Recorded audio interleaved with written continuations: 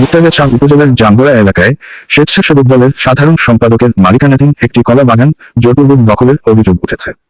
স্থানীয় সূত্রে জানা যায়, শুক্রবার বিকেলে একটি প্রভাবশালী গ্রুপ বাগান দখলের চেষ্টা চালালে স্বেচ্ছাসেবক দল নেতার পরিবার প্রতিবাদ জানায়।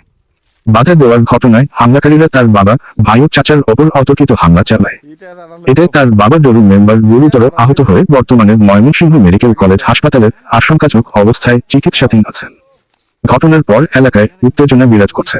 স্থানীয়রা দ্রুত হামলাকারীদের গ্রেফতারের দাবি জানিয়েছেন। চলমান পরিস্থিতি নিয়ন্ত্রণে রাখতে পুলিশ মোতায়েন করা হয়েছে বলে জানা গেছে।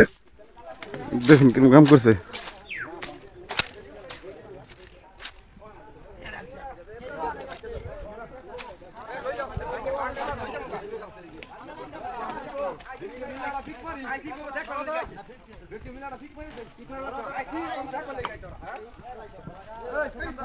দেখুন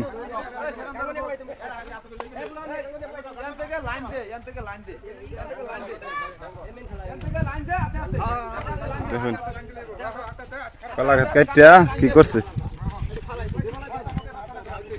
কলা গাছ কাটতে আছে সব নগর না কই যা সঙ্গে টাকা দিলে ওইগুলা কাটছে।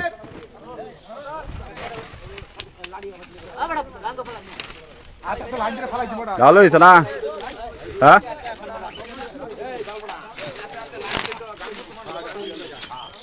দেখছি কি কাম করছে।